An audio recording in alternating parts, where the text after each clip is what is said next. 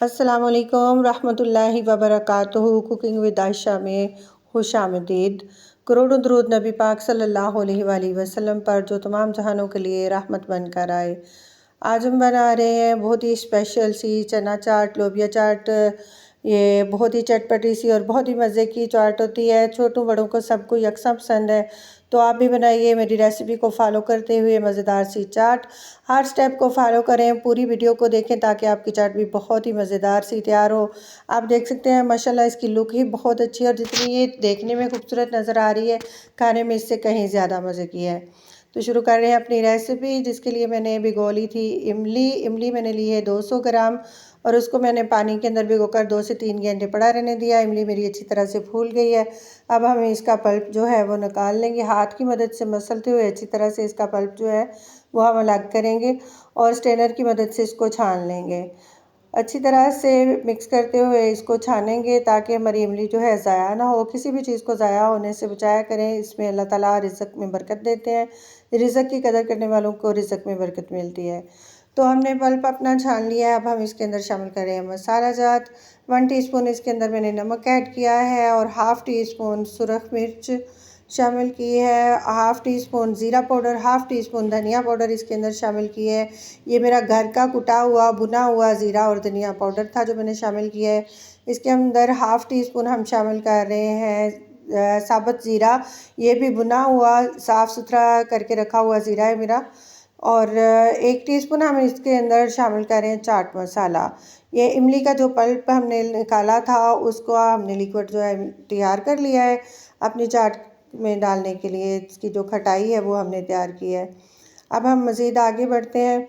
तो इसके लिए मैंने लिए हैं वाइट चना मैंने भिगो के रखा 4 से 6 घंटे और उसके बाद मैंने बॉयल कर लिया। आप देख सकते हैं बहुत अच्छी तरह से गल चुके हैं चने मेरे। बहुत ज़्यादा गुले हुए भी नहीं है, टूटे हुए भी नहीं है और बहुत अच्छी तरह से गले हैं। साथ ही साथ मैंने 1 कप लोबिया लिया और उसको भी भिगो कर उबाल लिया। अच्छी तरह से गलाया है और उसको बहुत ज़्यादा नहीं गलाया कि वो घुल जाए। अब हम इसके अंदर शामिल कर लेंगे अपना इमली का पल्प। जो हमने खटाई तैयार की है वो इसके अंदर शामिल करके अच्छी तरह से मिक्स करेंगे। और ये देख सकते हैं आप बहुत ही अच्छी तरह से इसको मिक्स किया है मैंने। और इसके अंदर हम उतना ही डालेंगे जो आम रूटीन में डलता है। जब आगे आप रेसिपी को देखेंगे तो आप समझ जाएंगे कि मैंने इतना क्यों डाला है। अब हम इसके अंदर शामिल कर लेंगे आलू मैंने तकरीबन 300 ग्राम मेरे आलू थे जो मैंने बॉयल किए और उसको छोटा छोटा टुकड़ों में कटिंग कर लिया। अब 1 प्याज ली है, बड़े साइज़ की प्याज कटिंग करके लच्छेदार, उसको मैंने पानी में भिगो के रखा था ताकि उसकी जो तेज़ी है वो निकल सके और खाने में बहुत ही मज़े की लगे। पानी को अच्छी तरह से निचोड़ कर हाथ की मदद से मुट्ठी में बिंच कर इसको हम निचोड़ लेंगे और इसके अंदर प्याज शामिल कर देंगे।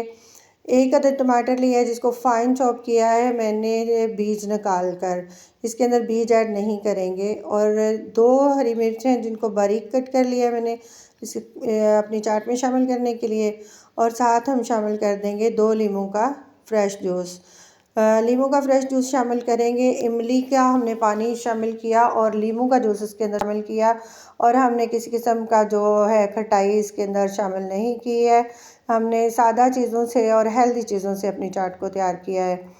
तो अब हम इसको कर लेंगे डिश आउट।